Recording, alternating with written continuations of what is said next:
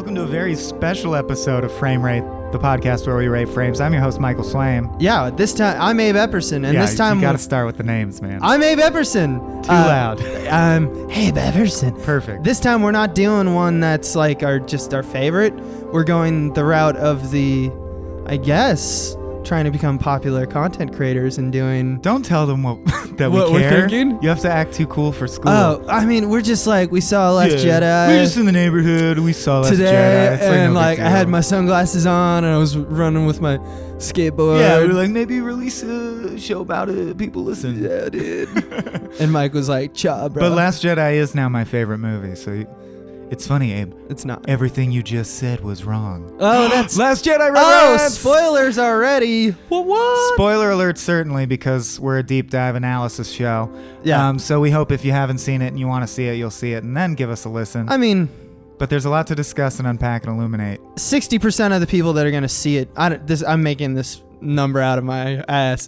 It really is. You should see it. It's pretty impressive. 60% of people who are going to watch it are going to watch it like in the next few days. In the right? next 48 hours, for sure, yeah. Yeah, I mean, like, I would guess. or who care enough to listen to a podcast. Yeah, so Jedi's currently sitting pretty at an 86 on Metacritic, which is fairly respectable.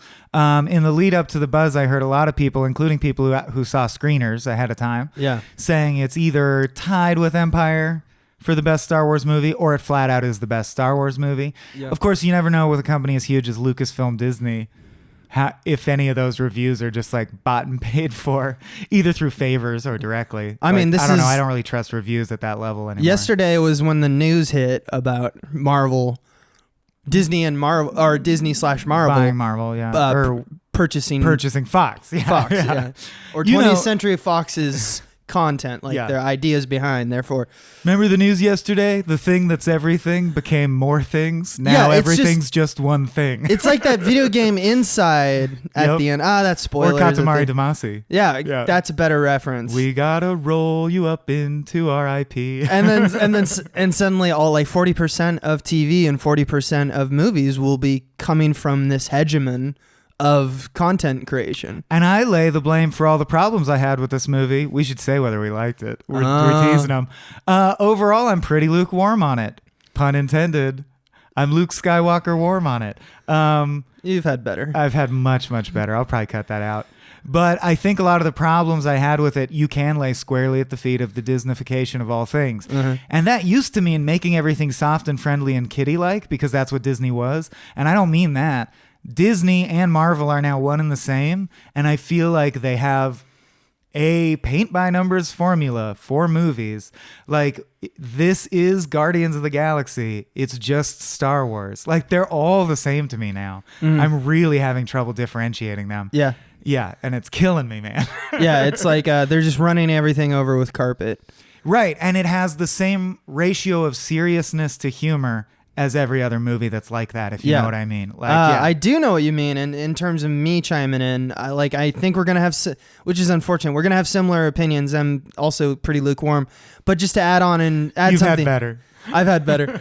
Just to add something more to it is that it's not that I strongly dislike the movie or had strong feelings anyway. It's a children's film. It's a family's film. Like, there's reasons you show those porgs and you make a little bit where they're all like very cute, and there's sometimes it's charming, sometimes it's not. For me, as a middle-aged like guy who's kind of pessimistic, but I think my biggest problem with the film is that it's indicative of what is happening, because it really is the championship game. Like the Avengers, the Infinity War played before as a trailer. Like this one, the Star Wars, these are the big ones. These are the heavy hitters. Super Bowl. And they're the Super Bowl. They're setting kind of they are the antenna of like what works for, like the big population polls. And increasingly, you have to keep in mind that they're trying to figure out what works globally. Yeah. And that's why in these big movies you see a continuing cleaving to very basic jokes that almost any human on the face of the earth will get Yeah. that are light on dialogue. And it's interesting because that's something that Pixar pioneered. Right. Like Pixar movie jokes are very clever, basic Looney Tunes style jokes. Right. Looney Tunes just did that for whatever reason. It was their artistic sensibility. Pixar was consciously doing it to make their movies shippable to children all over the world. Yeah. And I'm like, that is a good strategy. Now the sheer money-making potential of that is fucking a lot of our movies. And down to that level. Like it has to be lowest common denominator in terms of the mental challenge. Like, I'm sorry. The opening joke, and it killed in the audience, was the hero of the Galactic Rebellion who's trying to save everyone he loves from getting disintegrated until their flesh melts off and their bones float in space forever. He's just fucking with the head of Admiral Hux, the new Grand Moff You're talking Tarkin. about the first like 4 minutes. Yeah, and the bit is a pretending I'm on a hold bit. Like, Yeah. oh, can he hear me? Is the line open? Wait, oh, Yeah. I'll hold. Why the fuck would someone in the Star Wars universe even have a concept of holding on the phone? It doesn't make any fucking sense I at mean, all. it could or it couldn't, but here's the thing: is it's coming from it's taken from Star-Lord. It's a Star-Lord joke. It's And it's a joke Doctor that dates Strange back to joke. like the 40s. Like that joke's Yeah. been seen over and over and over. Like Lure in Futurama. I will destroy you. Wait, is this thing on? Can they hear Yeah. me? That's such an old joke now. And it's so we need all of our heroes, or at least the ones that are like. I mean, I don't know. We did an episode of The Mummy of this, and we were talking about the swashbucklers. did. Yeah, we. Sorry, He gets a little choked up when he talks about the mummy. I have a cough, so sometimes that'll kick in, or maybe we'll cut some of it out. But we talked about who was a better swashbuckler, Indiana Jones and stuff like that. It's crazy to me that now our definition of that swashbuckler hero is like this semi-crass, like Marvel-esque hero. Chris Pratt. Yeah, Chris is the Pratt, archetype of but it also now, like yeah. Benedict Cumberbatch and Yeah. Robert Downey Jr. They're all the same person, right? Yeah, except I'd say all Chris Pratt brings to it is that he's that person if they were nice, whereas the other ones you mentioned are that person if they're a little meaner. Yeah. Chris Pratt brought like the fuzziness to that character. Yeah. Because in Jurassic World, he's still like, no, I know what to do. You should do what I say. Yeah. I'm the dinosaur king and expert. But he's not as rude as Benedict Cumberbatch. Right, for and example. so it's different. But he's still cracking wise. No, left yeah, and it right. still flavors that, and even in A Force Awakens, that was still kind of true of Finn. There was cases like, do you have a boyfriend, a really cute boyfriend? That isn't the crass, like kind of like sardonic attitude, but it is the unhinging of normal conversations of something that like you're in a Star Wars film, people talk like this, and then you're going to suddenly break that out in a kind of postmodern kind of like way that the Simpsons would do that. Let's deflate the guy who talks like fucking Arthur Weasley Hitler. Yeah, Who's dude. that guy? The And Hux guy. Hux, Admiral Yeah. Hux, and he's clearly the new Grand Moff Tarkin role. Yeah. And I just have to say, there's a fucking reason that in the original 3, when they were casting the prestige characters that were supposed to get adults to take this fantasy seriously, Yeah. they cast like Sir Alec Guinness. Yeah. And Grand Moff Tarkin, I forget his name, Peter. Do you remember? Grandma Cushing, Peter Cushing. Oh, Cushing. Yeah. I'm just saying Grand Moff Tarkin was also like a storied, incredible, like acted with Sir Laurence Olivier. That's right. Could deliver these lines in a way that no matter how dumb the lines were, you would take it seriously. And now they've replaced him with a guy that is exactly what a cartoon imagines. Like, they watched Star Wars Clone Wars, the cartoon, and then this is a live action version of that. Like, the tone is so light. That's such a crazy. I thought it was a parody of Star Wars for the first 5 Yeah, minutes. it felt really like a sketch that like you'd a sketch see. about the Last Yeah, Jedi. what Yeah. if we really take those Empire down a peg? Yeah. Like, yeah, it's crazy you mentioned that because with Cushing, they literally in a Rogue One, Yeah. didn't they have a facsimile of him, They had a a CG of his face So it's that was almost like they're fucking creepy. unsure of like whether or not we want to. Like, it seems like they're trying to do service to great actors, but not for the reasons why they chose those Just actors for originally. reference to they were because the one before. the franchise has moved on. Yeah. It is now determined that it doesn't care about, because it's adults or children. It doesn't need, But that's what's interesting, and what I guess I'm just, and you too, or like a minority of people are just different than everyone else who's seeing all these movies, because what I want is the child in me does want lasers, space explosions, crazy monsters, and aliens. Yeah. But as my brain matures, it's literally like it's dull as shit for there not to also be dialogue that is at least intelligent and complex enough that my brain has to go a buzz to read the subtext or gather what's happening. Right. Or they bring forth a quintessential lesson of life that I have to ponder. Do I agree? Disagree? That was interesting. Now it's like it's going through the motions in the purest sense, and we're so good at it. Like, I cannot give more credit to art design, the effects artists, the sound design, the costumes, Snoke's costume, the way Snoke's face looks. It's all beautiful. But the CG of the hyperdrive going through all the ships was like an awesome good job, sound Rian design, Johnson. Yeah. like going quiet, all good. But you're absolutely right. Painfully reminds you that like nothing interesting is happening. Like only a kid would be wondering what happens next. If you're 18 or over, you're like, it's a Star Wars. This is going to happen next, you know? Yeah, it's when that infiltrates story and writing, it is, maybe it's just because we're writers, but it really bothers me. For example, when I'm ahead of the game most of the time, and I'm sure many of our audience is, because it's not about being like a good writer, about being smart. It's about like just seeing things that you have seen before, developing the lexicon with essentially the totality of cinema. Like, I think it was Hitchcock who said, like, I really don't want to make like this. He literally said this now. Like he didn't want to make films for the zeitgeist of like in 80 years in the future, because then they had seen all of his tricks.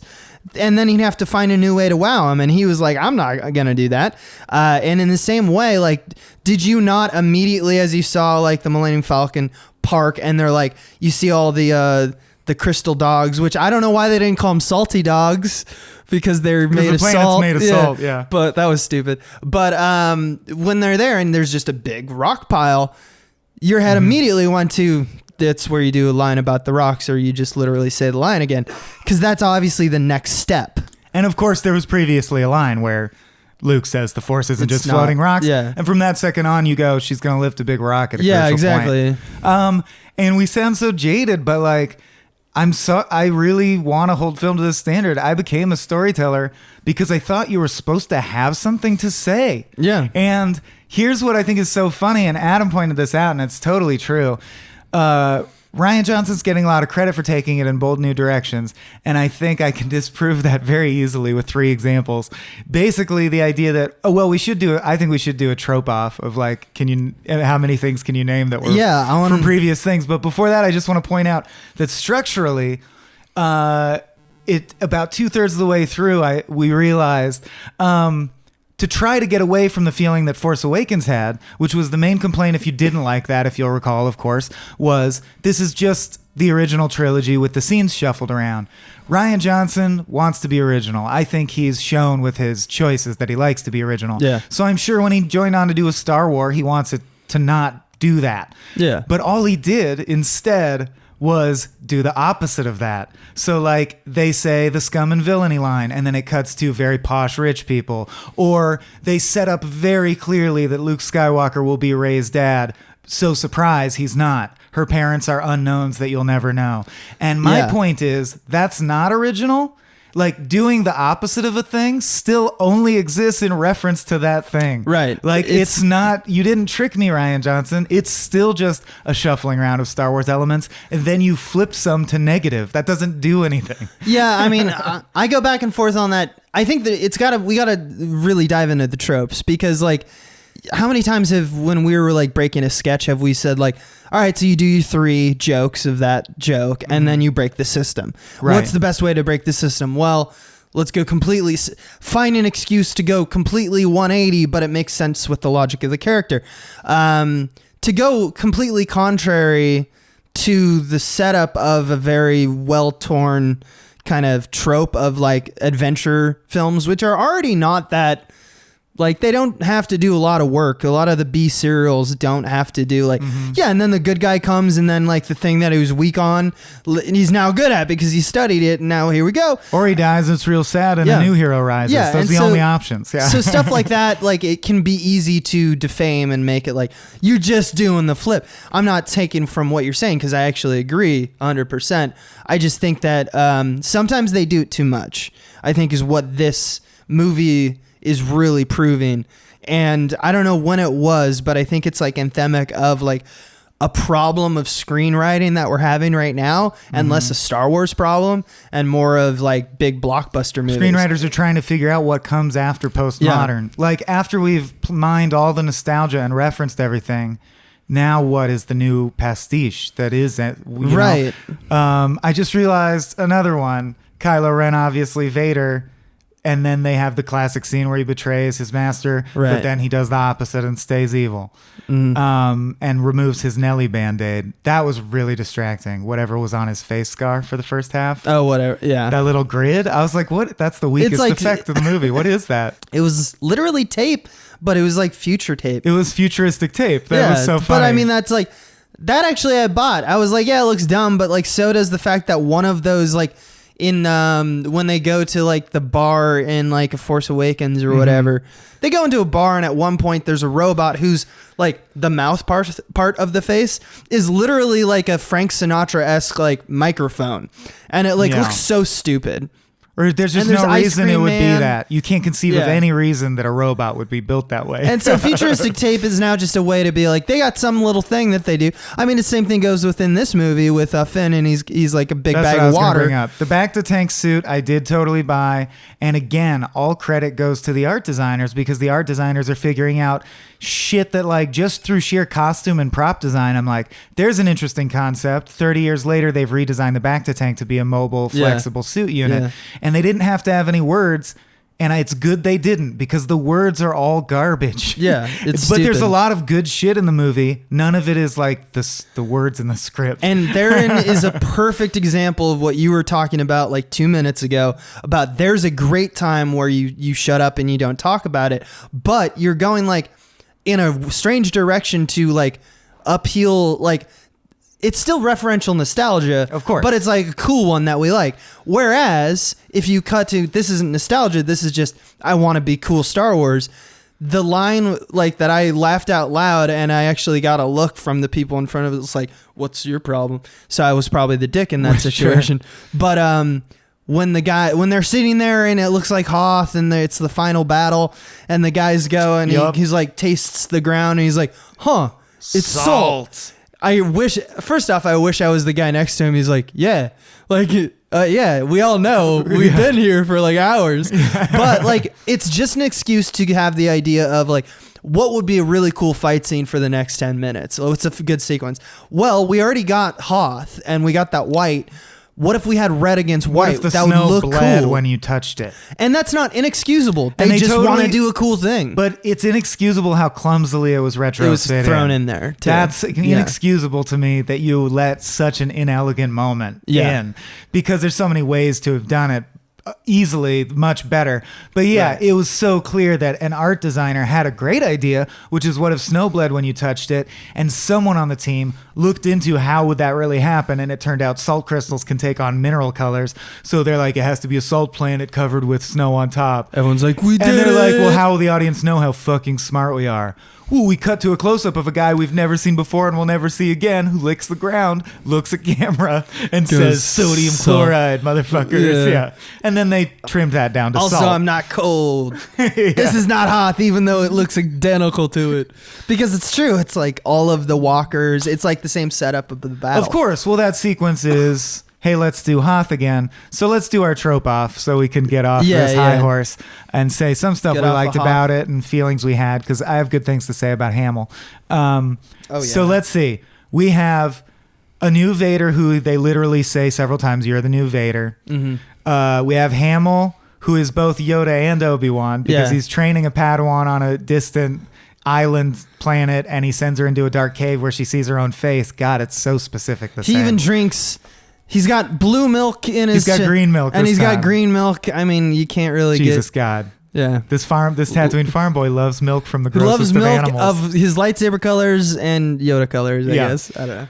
We have what else? What else? There were more. Oh, and he's about the Obi-Wan connection, obviously, because he's a Jedi and recluse. But also, they play the original Leia distress signal through R2, Right. to like play on his heartstrings. So you literally, it's like a big arrow going. He's also Obi-Wan. Get it? Yeah. Like she says to him now, "Help us, Obi-Wan Kenobi, our only Right. hope." So then I just hate that I know this. Then oh. He'll die in this movie. He'll die by disappearing, and he'll say some version of "When you strike me down, I'll become stronger than you'd ever imagine." And sure enough, he paraphrases that and disappears. And then disappears. Like he might as well disappeared and not been a hologram. He might as well have been Obi-Wan fucking Kenobi. Yeah, exactly. Exactly. Yeah. There's. I thought that there was a lot. Too many sounds like while we're talking about nostalgia. For example, the Rebel ship is like almost identical to the beginning of A New Hope, like the make and the model of that ship, which Princess Leia, gets captured from. Right. It's like the same round, like weird, like I think in New Hope is like they hadn't figured out exactly what the ships look like or something. Cause that one has all these like, I don't even know what to call them, but they're like just round cylinders and Right. kind of meshed together in a lump.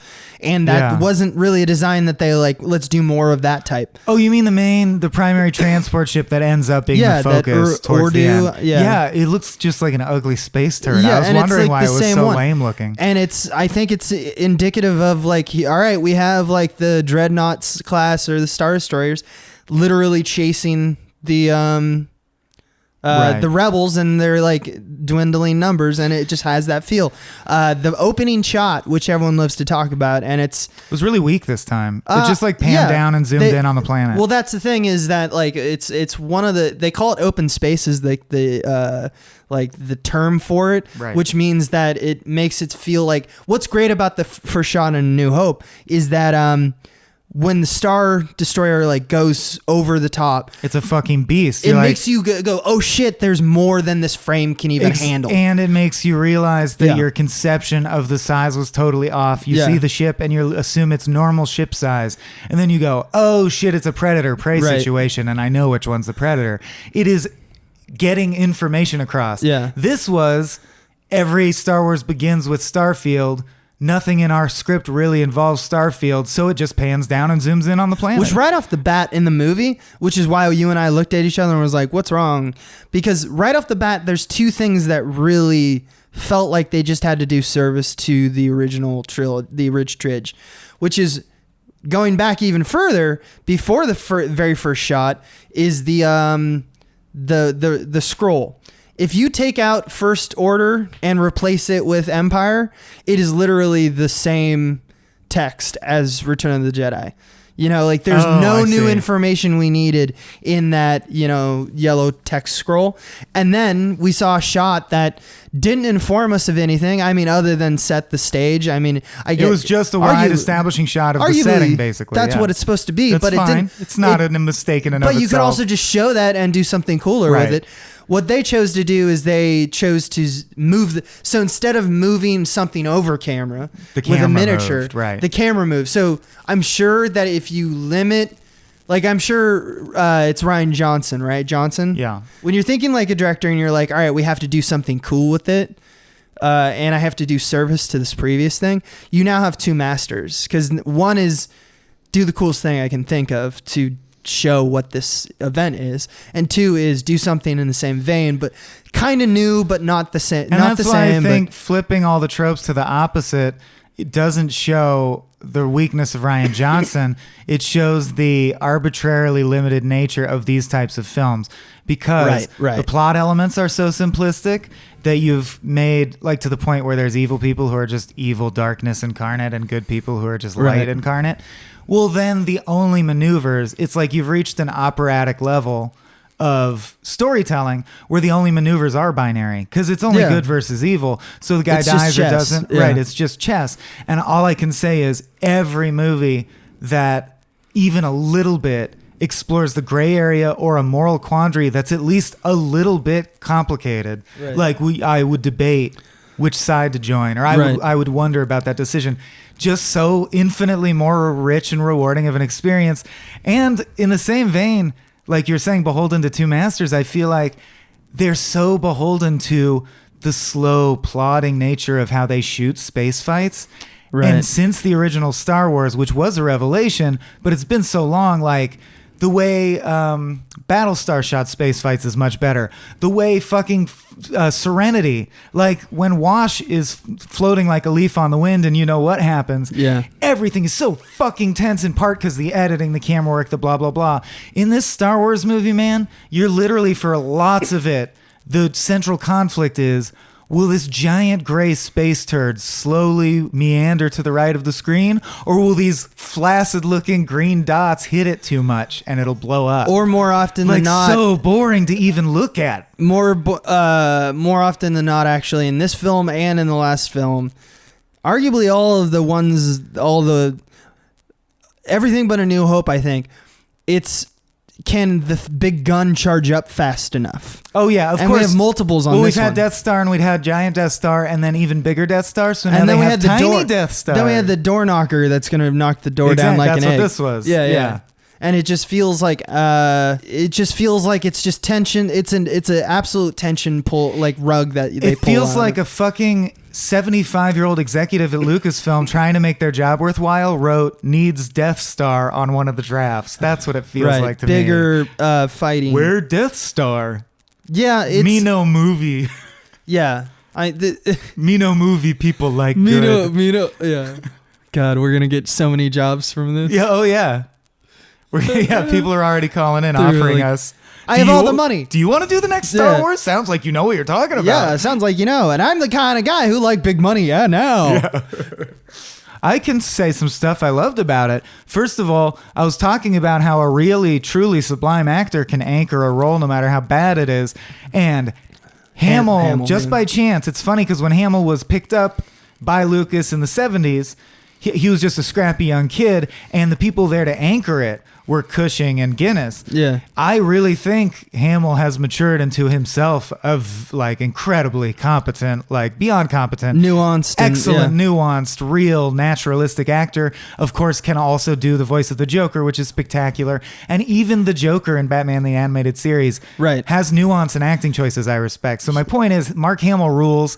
The only time I was ever, like, my heart went beat, ever, like, raised at all was the final twist, which you predicted, but for me, it was the only thing I didn't predict, was that he was doing the remote astral projection thing. Yeah. And I will say, that was the only time I was excited even a little bit, and it's because Hamill just killed it all the way through. Hamill was great. I think the best point in the film that goes to him, and speaking of the acting, is the after Rey and Ben Solo touch, and then there's the whole interaction at night with Luke and Rey, where she's like, "Tell me that it wasn't you," and like he uses the Force to like stop himself on the step, and then he doesn't, and then he explains to them that like he had that shame, and like he realized that he wasn't a good master. That felt like an actual beat of an actual movie. That is for adults. That's for adults. That's like engaging to my brain. Yeah, it was engaging to my mind. Exactly. Because obviously there's many this beats. This is a real movie. Yeah, all the things. It's fun. Like you'll like it. It's like a roller coaster. That was a beat that did not necessitate that it need be science fiction. Yep. That there needs to be anything fantastic or anything. It was just a broken man who essentially is trying to explain through feelings, not through logic, to someone who is looking for like...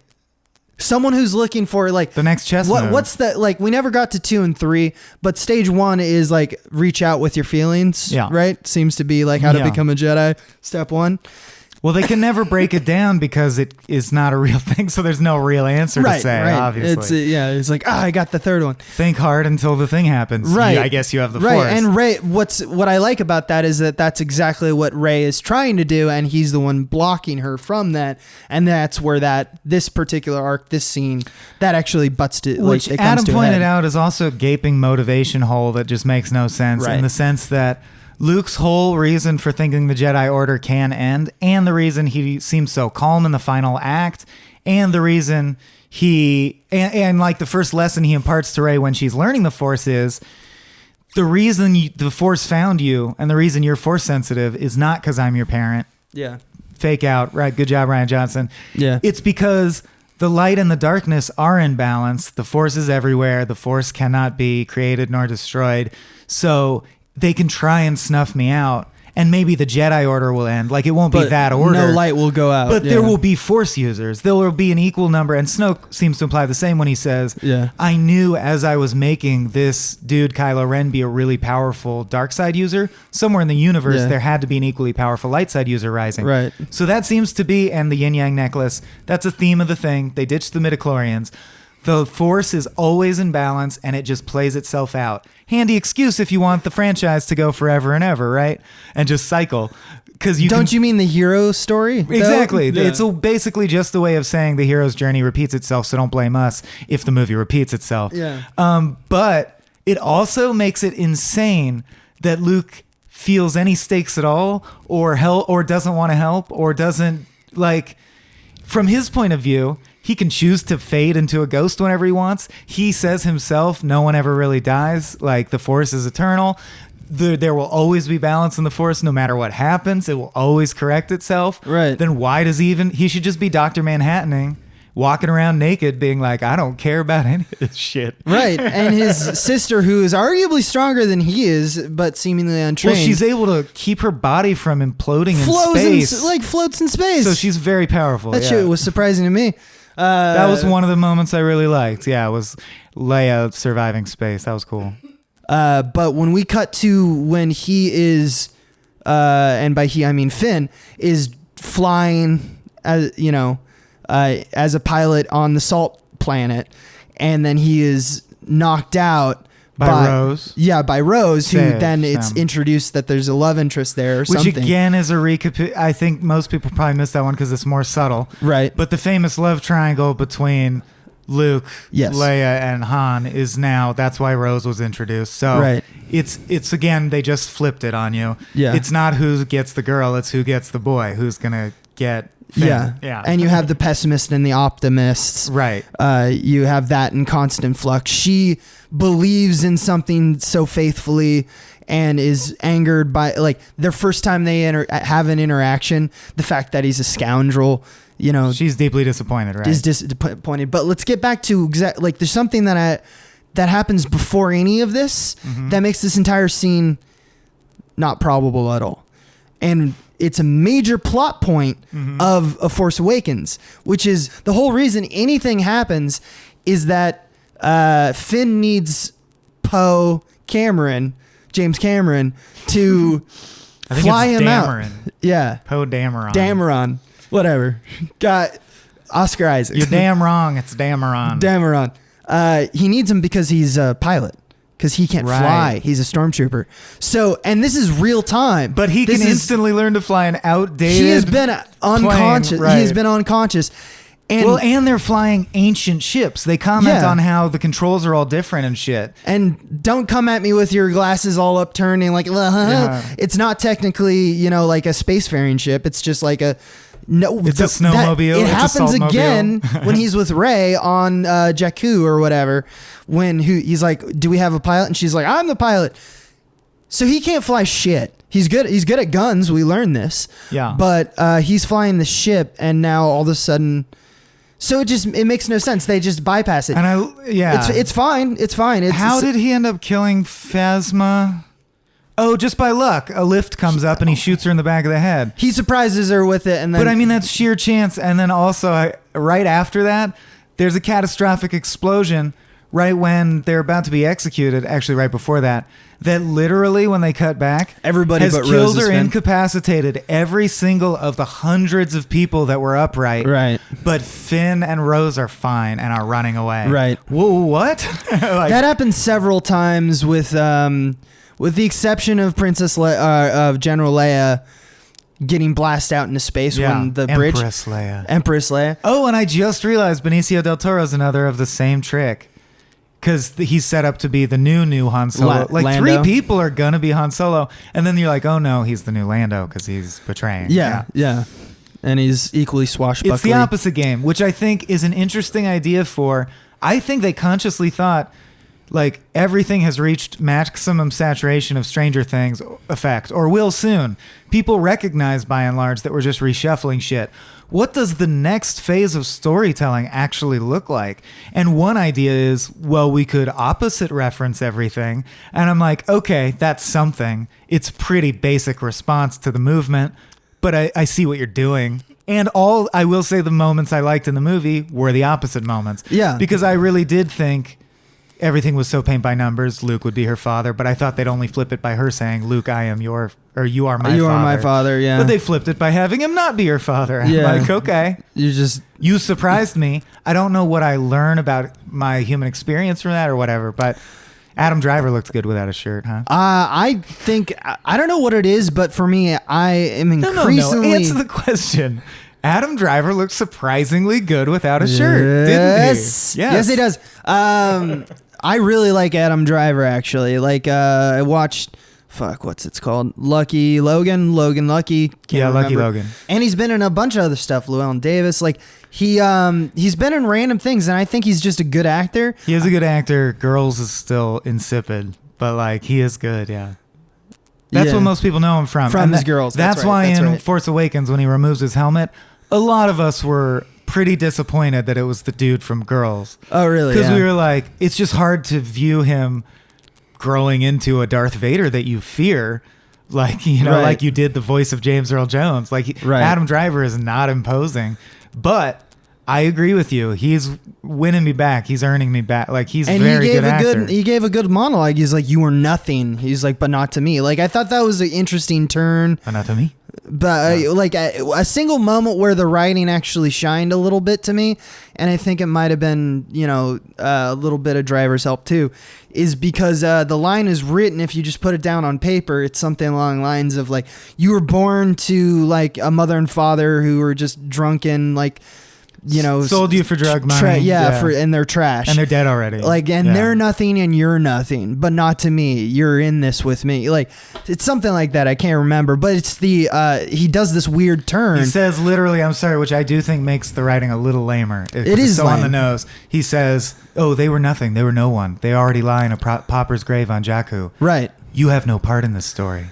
Like, stop calling the events that are happening a movie. Story. Yeah. I hate that.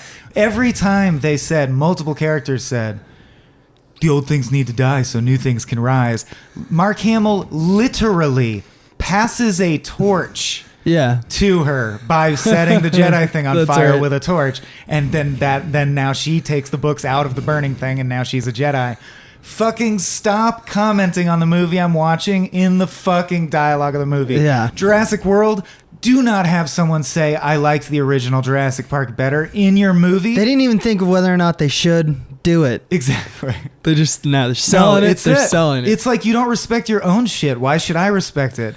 It's like, it's true. They've started to wink at, how we're constrained and we would tell a cooler story, but we can't. They're sneaking lines about that into the movies. And that just infuriates me. It's crazy to me how the writing has gotten to this point.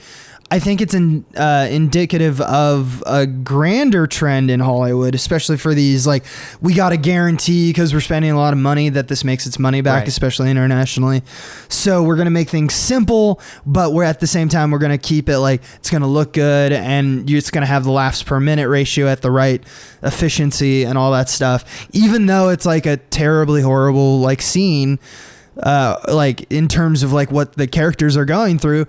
The next scene, we're able to do like a jump cut of jokes. Like, for example, in this movie, we have the first beat of something that becomes kind of very important to Rose's character, which is essentially the freeing of the slaves. And like the Last Guardian horses are essentially just because they look like the Last Guardian video game, on the wealthy planet that they call the Scum of Hive and Villainy. There's these animals that are made to race, that are mistreated. They act as if... And a key component is she frees them. Yeah, she frees them. And it serves as kind of a metaphor for the children, like Who they don't free, which is weird to me. Probably going to be next No, but episode.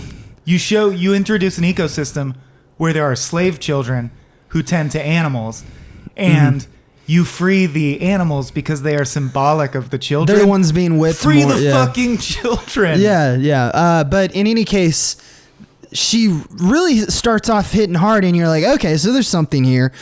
And you can tell by the way that, you know, she's acting and what she's saying. She's going to be a main. It's going to be a main thing. Yeah. And when they go there, it's full of horrible people.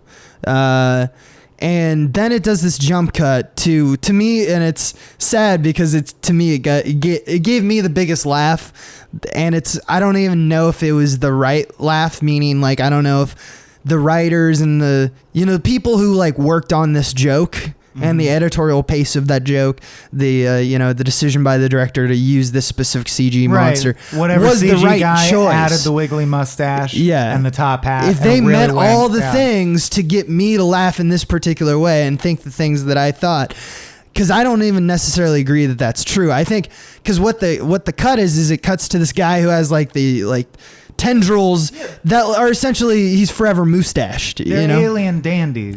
Yeah, he's dandy, and it's like she says like they're literally the worst people. It's ever. right after she's paraphrased. Worst people in the universe. It's a hive of scum and villainy. Yeah, and basically. And then it cuts to him, and he's like, again, they're like, it's the opposite of the Tatooine cut. Right. And it feels to me like the joke, obviously, is that here's an example of a piece of shit. Galactic piece of shit. The reason I laughed so hard is that I could not get my head around. This is the director and writers, showing their hand. That guy is the worst. He is absolutely the worst. Right. I don't know if that's what they meant with the joke, if that dude is that, but it was funny to me only because it's super specific. You think no, like he was going to become a main deal now, and so I started laughing for way long. No, his wife was right next to him. They were just doing the joke. Yeah, that's what I thought. It's filled with pieces of shit, and it cuts to a bunch of rich people, and you go, I get it. She hates rich people. Yeah, we love the Titanic. And nowadays, a lot more of us hate rich people. So, like, and it's, it works as commentary. That's obviously the joke. But you interpret it as, like, when you say, no, you don't want to fuck with him, and they cut to Snoke, and you go, oh, Snoke must be the next. So you're like, oh, this mustached guy is going to be a big deal. Yeah, he's going to be a big deal. She said he's the biggest piece of scum in the galaxy. Yeah. Is this Snoke? Already dead. R.I.P. Snoke. Yeah, it was so funny to me, and I laughed, and that showed to me of like kind of everyone else laughed for the more basic joke that I just outlined. It's the basic joke that I'm talking about. It's funny that you were laughing for a more elaborate joke they didn't intend. And that's what I'm bringing up with Lego Movie is that I laughed at something because I think I created. Maybe they intended this, in which case I'll just take back all my words and say, I'm sorry, I got your joke, and I don't know why I didn't trust that I was supposed to get it in that way. But I just don't think so. The reason I mentioned Lego Movie is the first time that I was sitting down and I was in theater, and I felt like I was on crazy pills. And I'm sorry for people who like love that movie, but I didn't buy it. And I've rewatched it since, and I now have less of a scathing review on it.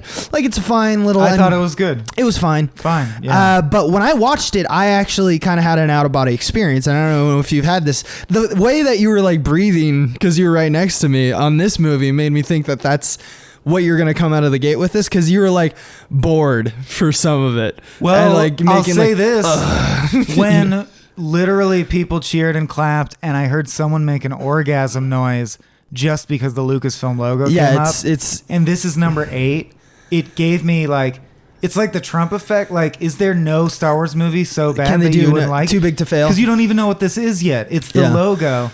I turned to you and I said, "Lap it up, you dogs." Yeah, exactly. And that's really how I felt in that moment. I was like disgusted to be a part of this group. What does that say about us? It's hilarious. I'm a misanthrope, man. But to me, when that was the first time in Lego Movie where I actually like was looking across the room and I was like wanting to say like, "Don't laugh. Why are you laughing?"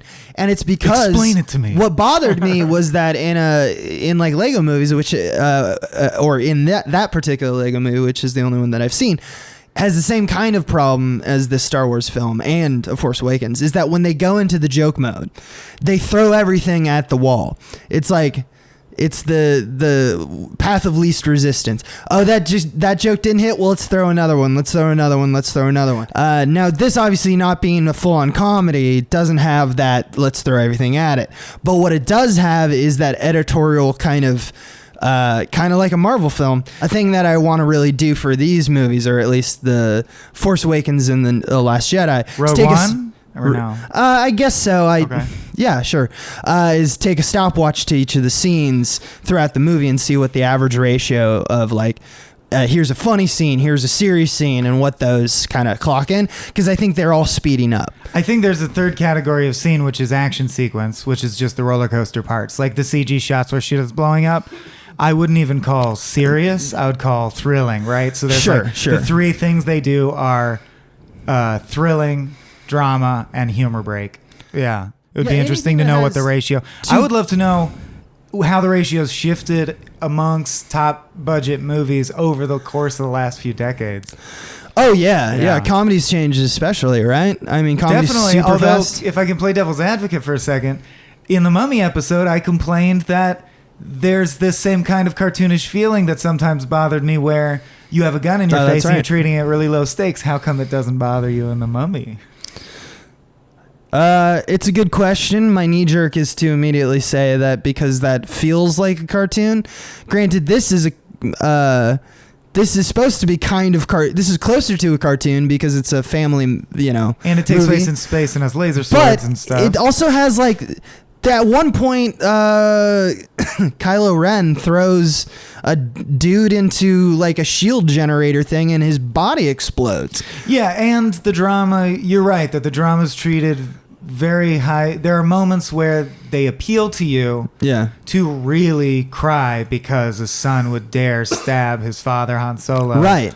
Retroactive spoiler The stakes alert. are super high. That's right. The Mummy never even asks you to care that deeply. Yeah. So it's okay. Yeah, you answered my question. Yeah, but I think, when it comes down to it, I think that the Disneyfication or the, Marvelification of... Which are becoming one and the same. One and the same now, I guess now, because it's Star Wars and it's got the big slot. It's got the December 15th, And that's what really worries me is every movie other than the next 6 Avatars, because James Cameron's just a wild man doing whatever the fuck he wants. He's just out there doing whatever he wants. Other than that, I do like movies that have crazy CG with amazing battles and shit, but they're all going to have such boring plots, I'm going to stop going to them. Or just look up the biggest battle scene and watch that, you know what I mean? Yeah.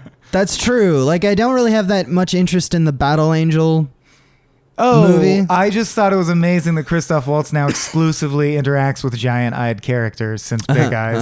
That's his jam. Yeah, it's like, I like the big eyes. They must have the big eyes. I don't know why he talks. Does he? What is his accent? They must have the big eyes. Just because he's in Inglourious Basterds? I can't really do a good impersonation at all, but he's like friendly German accent. Oh.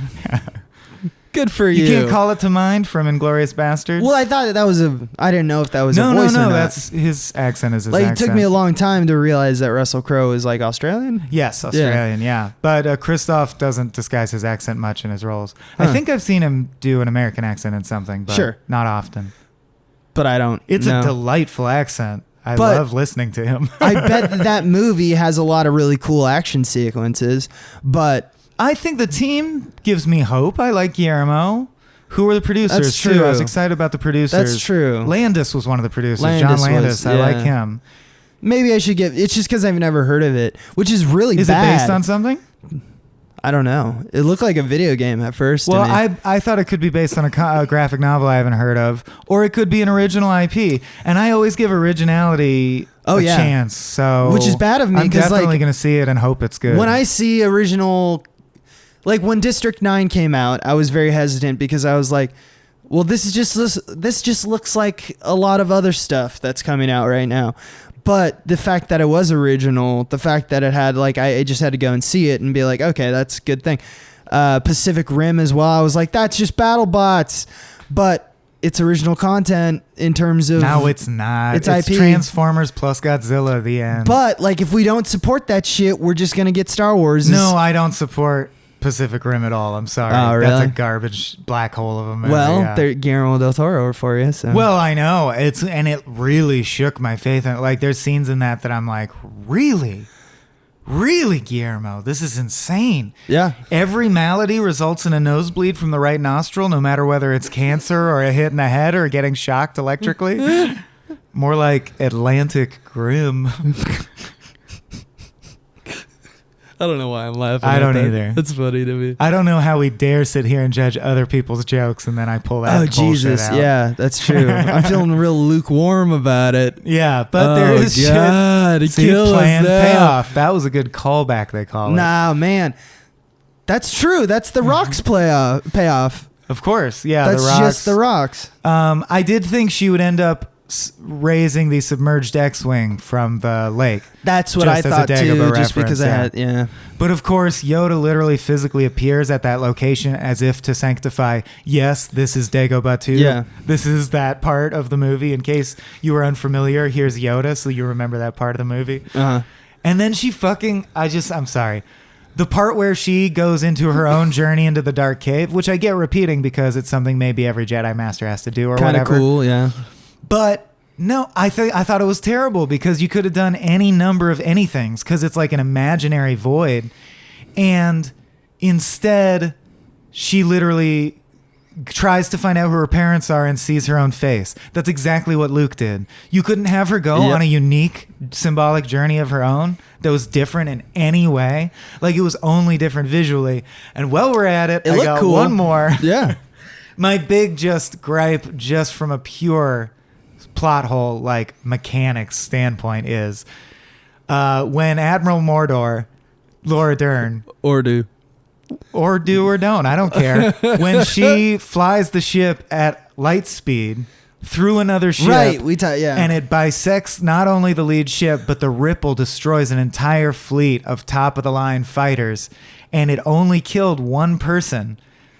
Why they could have solved the entire movie 5 minutes in by doing that. If any, this should be a tactic of warfare. And B, since the very first Star Wars movie, there would be fleets of droids on ships, and you would not fire lasers. Your new weapon is drone ships that light speed zipping around the battlefield. Ships? Missiles. Right, missiles just with a hyperdrive on them, and all they do is go zip, zip, zip, zip, zip. Everything's dead. Like Ondu's little needle in Guardians. Yeah. Or do. No, Ondu's. You're right. That was... Or do or the don't do, do dude. it. Yeah. Yeah, absolutely. And I thought it was interesting that, like, fairly back to back in terms of battles too. Two pretty positive versions of suicidal bombing. Right, where you kind of were hoping Finn would succeed in his driving a car into a thing that blows up, and then right before that, and right before that, she saves the day with a suicide bomb.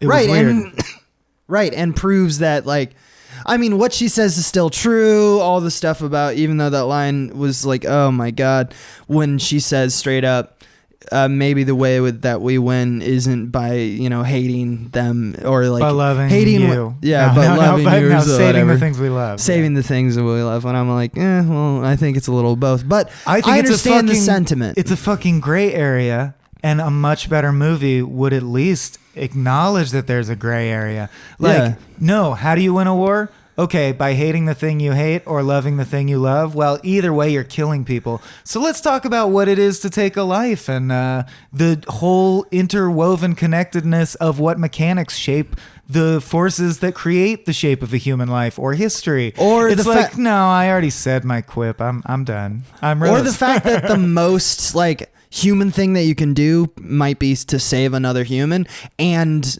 in that moment, right after doing that, she would say something that would say, like, here's my philosophy on saving lives, but rather say something closer to, like, I don't know, like, I couldn't let you die, so that's why I saved you, because I couldn't let that happen. Yeah, you could go that. I would be more interested in that, because now you're delving down to the character level and building out a personal drama. But I don't know, justifies a kiss? Instead, she just said a hallmark message that you don't have to think about the second it's done being said, and that's what I bemoan about all AAA movies now. That's all, because that's the limit of what they can say is like family good, and you're like, I don't disagree. It was fun, but nothing ever challenges my intellect anymore, ever. Yeah. Other than movies that didn't cost $200 million. We're specifically talking about Marvel, Disney, Lucasfilm, these types of things. Yeah, the heavy hitters, which I understand why they have to do that. It's all the international sales, baby. And I think you have to, listeners, you have to kind of take it with a grain of salt, because like we understand that there's reasons why they're doing this.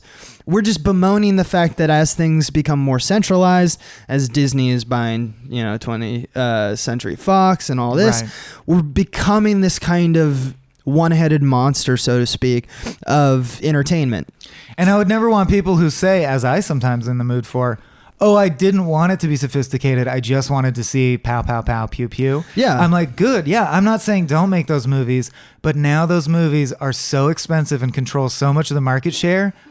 There's nothing to go to, and you want something else. I mean, the hope is that these pay for those, that then like we're in the money, Disney, and then they're like, we'll make 2 Star Wars a year, and then we'll make a bunch of like, I don't know, Eternal Sunshine of Spotless Mind stuff. Oh yeah, as companies consolidate into multinational conglomerates, they always get a lot more artistically adventurous. Yeah. But I don't know if you know what's been happening with us, but on our personal lives, we have a great distrust over corporations in general. Especially their ability to be like, I don't know. It's just the money demands the formula. It's not even the people's fault. It's like their job is to protect the money. The money demands you conform to the formula, and the formula makes everything deteriorate to the lowest common denominator. Which is, we're not saying that that's the dark side.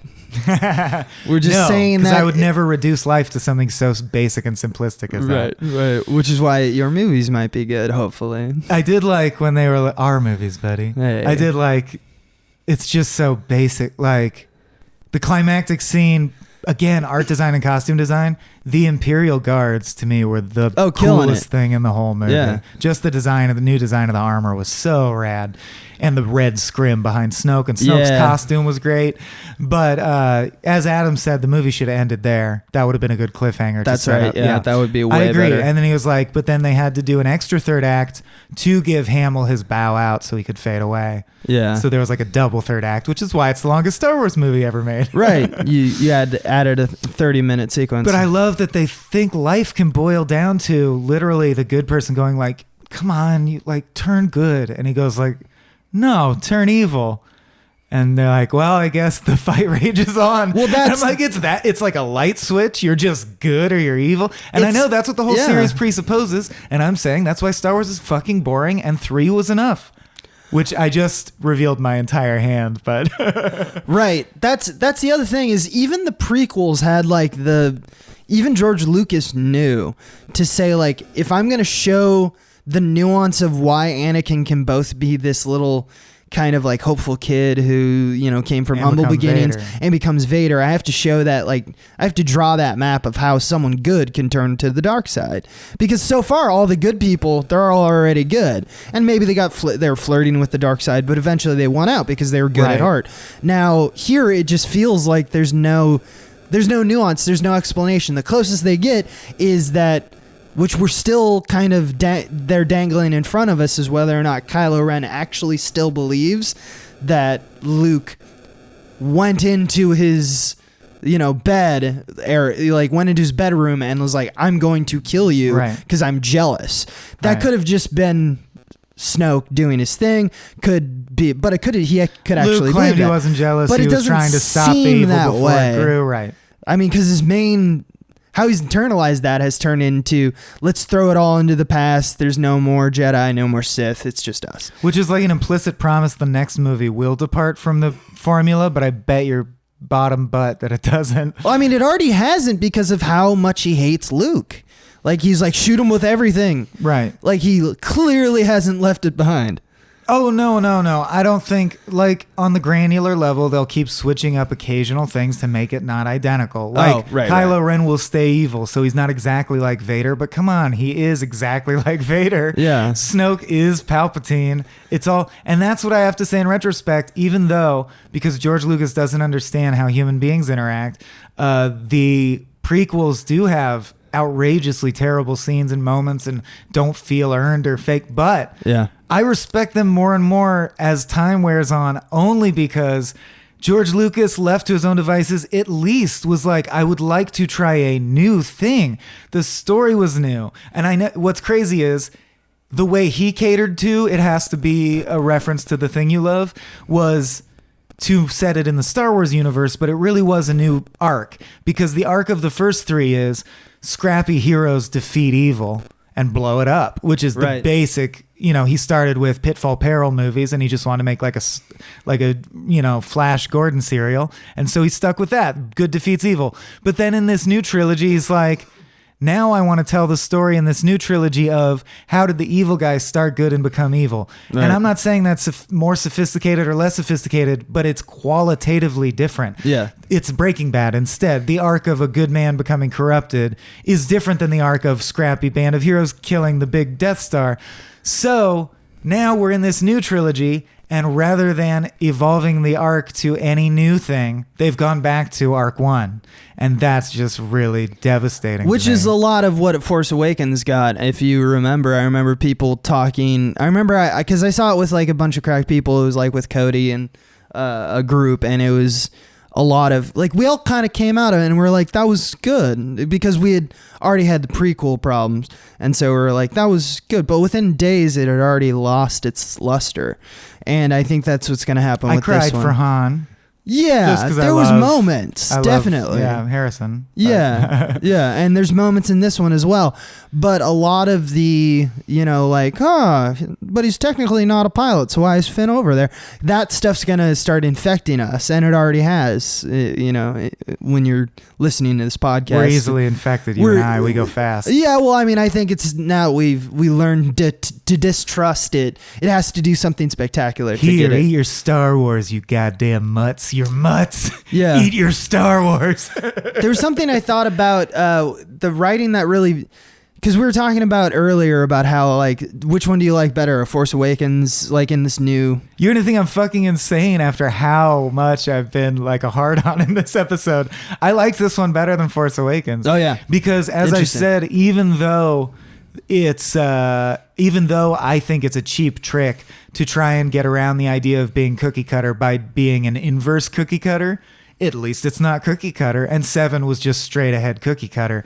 Same reason I have the controversial view that Stranger Things is a boring, tedious slog. Yeah. Like, I hate Stranger Things. I think it's interesting because there's something, as we were talking about before we turned on the microphones, which we should have waited. But I set them up as fast as I could, man. Yeah, no, thank you. I think that they're just different problems. Like, both of those movies, I thought were both, like, fun. That's definitely true. They both were adventure. I'm going to watch it again. But here's the thing is all of my problems and a lot of what we talked about in the podcast still are gripes for me. And I think I'm going to go with Force Awakens because even those gripes, they don't insult me as a person as much as some of the ones in this one. And I use the word insult. It's probably a heavy word. But it's just, there's something about the writing of this one that there's like an unapologetic, like, yeah, there's a plot hole. Don't care. Ha ha ha. It's the salt. The salt is the best example I can give. Or it's the fact that, Finn can't fly any ship. So why is he now like one of the Team Red leader? Right. Like it makes no sense to me. Or that he shows more emotion to see his droid again than he's ever shown for any of the dozens of people he got killed. Right. Even when Leia is saying to his face, don't you care that all these people got killed? He's like, we just got to do the mission. And then he's like, my droid. My buddy. I'm like, this dude's a sociopath. Yeah, and also just for the joke of like, oh, it's like a dog. We love It's cute BB. because he likes his droid. Yeah, we got a lot of dogs in this one. Well, they're not selling toys of all the people who got obliterated in space and their grieving families. Yeah. They're selling toys of the stupid droid, so he has to hug the fucking droid. I hate the world, Abe. A Force Awakens still has, and like you said, the cookie cutterness, the fact that it's just A New Hope. Absolutely true. For me, Hamill raised the whole thing slightly above Force Awakens because he just knocked my socks off. I think I will give the acting. It really bothers me what they did in the last two movies with the character of Phasma. completely unnecessary character. She could be alive, but I really hope not, because they've really missed the fucking lift off. We just on needed her. a mini boss for Finn because Finn wasn't going to be able to take down the final bosses, and he needed a scene in Act we 3. needed someone for him to kill. And it's such a shame because, first off, she's a great actress, Gwendolyn Christie, Yes. as we've seen in Game of Thrones and stuff. She's very atypical in the way she represents power, which is such a perfect thing that the Star Wars in particular, or old like updates of classics need, especially what I think for, strong female characters, that it's a unique thing that she has. It's a charm that she has, just in the same way that Harrison Ford's charm is unique. But anyway, something that I think is, so they cover her up first off, and then they give her nothing other than like, she shows up at random times in both films and says shit like, kill them. Right. Whereas there's multiple times that she should have been the character who did something. Or why isn't there any scenes where all of her scenes are still reactionary? All her scenes are usually her dealing with someone who's higher up the totem pole, explaining that some shit went down, and it all got fucked up. Yeah, she was also forced to deploy one of the Wink lines I hate. She says to Finn, "This wasn't supposed to happen. You were a glitch in the system." Right. And I don't know if you know this, but that's a goddamn wink at the fact that he's the only character that doesn't map directly to like, oh, Poe is the new this, Rey is the new Luke. Right. Finn is he's a stormtrooper who defected. Look how fucking original we are. We added one new thing, but we'll wink at it so we know it's new. Don't get scared. Right. Like, stay calm. There was, of like the 3 or 4 of the 5 trailers that we saw when going in, it was crazy to me that 3 of them literally had the line like, "It's because it's you," or "I think you're special. I think you're very special. You are the one. You are the one." That I have to really give credit to in a franchise that has its humble beginnings in "You're the Oneness." Mm-hmm. This movie went the other direction with it. There's no one who ever is the one. They are making it ensemble, which is going to be the big shift. Right. And that's so they can have spin-off movies like Rogue One more often. Right. Which might be, secretly shitty. Dude, but I bet they Netflix it, by which I mean, I bet they're tracking like, if Finn toys sell more, he'll get the first spin-off. If Poe toys sell more, he'll get the first, like, he'll become a voice on a cartoon show about Poe. Well, I know there's young Han. Yeah. But yeah, like the new heroes of the Force or whatever. The other thing, it's not just that there is no one who's like, because there's people who are like clearly set up to be feel special. Like Rey especially is like, the main one. But even Finn to an extent, like, man, he's fighting like a captain, or I don't know who Phasma is in terms of like the Empire or the First Orders. Like, her armor's different, so she's higher. she can be flippant with people who have higher. There's guys who have. It's real weird because there's guys who have like orange Epaulets, like shoulder holsters. Yeah, and you're like, oh, that guy's higher up, but she's like, I'm got chrome shit, and you're like, I guess that's better. I don't know. Suddenly, just a plaid stormtrooker walks in, and you're like, I don't know where this person fits into the pecking order. What is this? Force Awakens, like Finn's awakening, quote unquote, is because there's multiple awakenings in that film. He's told that. Yeah, for some reason the programming didn't go well. So you're like, okay, so he's like Neo, but like Stormtrooper Neo. I don't know what's going on, or it was a mistake. It could be nothing. But now he's like fighting with her, and like, did he ever get hand-to-hand combat training? Maybe it's woven into their brain. I don't know. Maybe it's the same thing of like, maybe he does have kind of like a rudimentary basic flight. All stormtroopers have that. Could be, but you didn't explain it, movie, so not going to give you credit. And it wouldn't be a problem except that you showed the opposite. You showed something that looked simpler to fly, and he made a point of not being able to fly it. Now you're showing something that you've established is outdated technology, and the professional pilots are like, this is going to be tough to fly. And he doesn't mention it either way. He just gets in and flies it. Yeah, and that's going back to like tier 2 of like something that's anthemic of what's wrong with these AAA movies now, is that we seem to be fine with not only from one film to another, just transporting through the plot hole, but just this idea that there is no training necessary. And the movies, these kinds of movies, I feel like are just constantly shouting at you in subtext. It's only a movie. Right. And I really love movies, and I really enjoy taking them seriously. Like, that's obviously we wouldn't even be doing this if that weren't the case. Yeah. So I resent going to a movie that keeps telling me like, don't care too much. I mean, it's just silly fun. Look over here. Like, there's nothing to think about, and it just passes through you like water. A day from now, you won't even remember this. It's fine. Well, that's not my money's worth. That's not what I like about movies, personally. I paid for a meal. I'll pay cheap for Taco Bell. Right, exactly, yeah. And it's I don't know where to go from here other than to encourage people way over time, so it's fine. Encourage people to make movies and make good movies. And and yeah, again, we're focusing on a specific quadrant. There's all kinds of great indie filmmaking and medium and low budget filmmaking going on, and it's a golden age of television in a lot of ways. Yeah. Yeah, and we'll bring you more great films. Probably not from this year. Yeah, we'll probably Next do time like on some Frame Rate. weird stuff, but yeah. Also, just to break everyone's hearts, logically, if Chewie brought one of those little cute monster things onto the Millennium Falcon, light years away from its home and family and everything it knows, it gonna die. It gonna die. They don't know how to feed it. They don't know what it needs. Yeah. And guess what? When it dies, Chewie's gonna eat it. Okay, that's the fate of that thing. Well, actually, as you pointed out when we were watching it, I think it's a cannibalistic kind of thing because it was very cute when Chewie like killed one of the penguins and they're all like crying. They're like, "Oh, you killed my friend," and he's like, "No, that subtext. Change the subtext of that scene. He just wants. He's a begging little bit. for food." Yeah, I thought. Yeah. Well, everyone around me clearly interpreted it as, this is a human level sentient animal that understands you killed its friend and it's sad. Bullshit. They're penguin intelligence. It was just begging for scraps of its dead friend like a dog does. Yeah. So I smell meat. So in other words, the story goes is like there was an infestation on the Millennium Falcon, and then like 2 weeks later, not a problem. It's the trouble with tribbles, but Chewie just got a good meal, and that was the solution.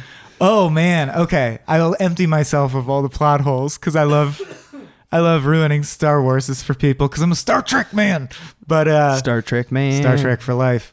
But my point is, there's another one I remembered.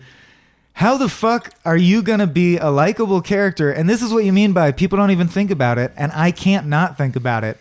Rey, for comedic effect, chops a boulder in half on the island she's training on. It falls and crushes the cart, narrowly missing, totally crushing painfully to death the nuns, these two aliens. And we've already established that these aliens are a fully benevolent race who have been sacred to the Jedi Order and tend to the Jedi artifacts. Right. And she doesn't say sorry. She doesn't even look at them. She is like us, just like, that was funny how that rock fell and broke their cart, maybe crushing all their belongings in the world. Like, you don't even know what the fuck was in there. Right. I also want to just see the nihilistic scenes of that race of people, because not only do you get that, but you also see like they shoot a hole, like Rey shot a hole in the wall, and then later near the end, Luke just walks up, and apparently they seem to be serving him, because he's a Jedi Master. He's like ingratiated he's himself to them. He's got a special place home. there. He's got a bedroom. He's got everything taken care of. Like granted, he feeds himself. There he walks. He's 3PO. You get it. He has a torch, and he walks up to the sacred tree, and then I don't know, some things happen. Walks down the trees. The torch to Rey. Yeah, and the tree's on fire with all the books on it. Right. Which, of course, we know is like, well, that was lightning striking, and it's all fine because Yoda said it was fine. But like to them, that's like, okay, so you brought this woman who like tried to kill us 4 times, and then you just burned down our religion. And then they go to talk to him about it, and I love to think he just bails. When they go to talk to him about it, they go into his cave very reverently because they still are respectful, and they're like, "Oh, whoa, he's meditating. Maybe we better not bug him."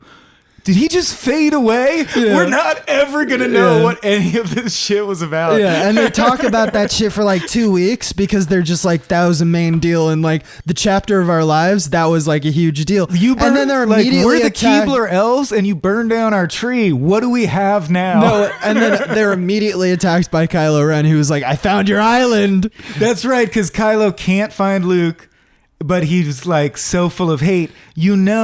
that he will go there and still make true on his vow, which he said out loud. He said, I'll find this island and like reduce it to glass. He's going to go kill all those nuns. Yes. And they're going to be like, why did any of this happen? Why? Luke came and he was like, thank you so much. I revere you. Here's my new roommate / daughter figure. Yeah. She's going to shoot at you, drop rocks on you. The tree's on fire. I gotta go. Peace out, Luke. And that's peace out for us. Yeah. Thanks for listening, see everybody. You next time, Abe. Well, I'm going to this. You know that when you press stop, it's not going to. This has been a Small Beans endeavor. We're a bunch of pals who make podcasts, sketches, music, web series, and movies. The beans always have new ideas percolating, so make sure to check us out at patreon.com/smallbeans. That's patreon.com/smallbeans, where you can browse all of our current and past content, see what we've got planned in the future, and learn how your support can help the small beans grow into huge, giant monster beans. If you enjoyed this content module, please like, rate, subscribe, or tell a friend about us. We love you.